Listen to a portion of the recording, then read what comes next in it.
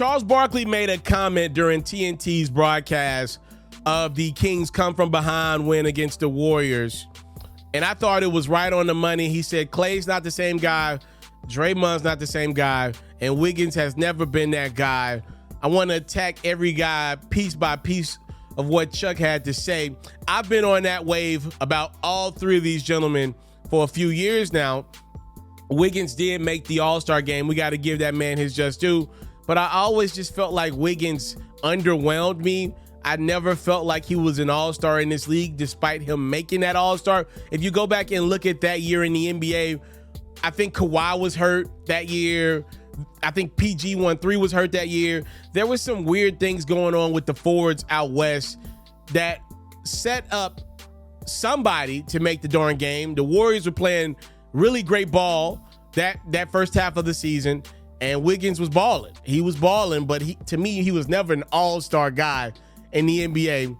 Draymond has one of the highest basketball IQs we've got in the sport. So I don't give Draymond any type of credit here for his dumb actions, right?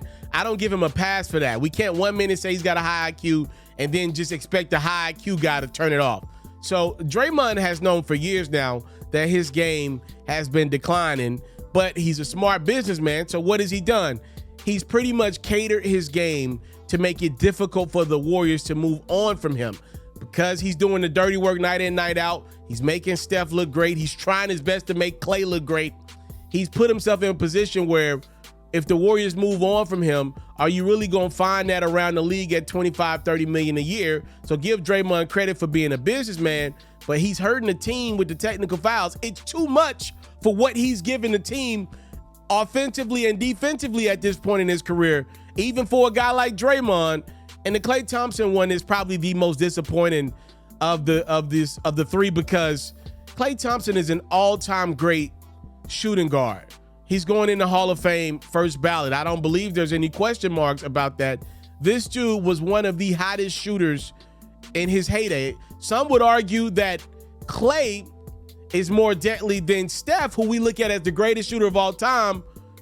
When they both got it going, you really don't want Klay Thompson to get it going. Not to mention, at his best, he was a really good defender in this league. But, I mean, that ACL and Achilles just did Klay in, and it'll do most guys in. He's not the same guy. He's nowhere close to the same guy he was. If you ever listen to a Klay Thompson interview, post-game presser format, he's in denial. He's been in denial for years. And the reality is this man has one of the most interesting contracts coming up in quite some time. I don't know how in the heck Klay Thompson expects the Warriors in good faith to negotiate this man not only a max deal. I don't know how you give this guy 80% on the dollar. I don't. I'm serious, man. Klay Thompson's a guy that I'm looking at paying 15, 20 million a year versus this dude wanting 40, 50, 60 million a year. I know it's got to hurt the ego, because he's looking at a guy like Steph Curry still look like the Steph Curry of 10 years ago. But Klay's got to have some self-awareness here. How does he want his career to end? Does he want to find some more money elsewhere in the NBA? Because he can do that. Or does he want to stay with the team that brought him into the league at a much lesser clip? I think this is the legit reason why Bob Myers stepped down from that Warriors regime last offseason. He didn't want to be the guy to look Klay in the face and tell him, yo, you ain't getting a max deal, bro. You're just not. So that's, I think, what's going on with the three guys that what Chuck mentioned. And I want to bring this up about Klay and Draymond specifically, right? This needs to be said. Nothing is wrong with the way Klay Thompson and Draymond Green are aging. They just are next to an all-time great. I don't think people understand how legendary LeBron, Durant, and Steph still are, especially offensively. They make everything around them feel small. Anthony Davis is not having a bad year. Next to LeBron, we're like, yo, but look at what Bron's giving us at 40. Durant's still playing at a really good clip. Chris Paul got traded because we're like, yo, Durant's still averaging like 30 a game at this age in his career.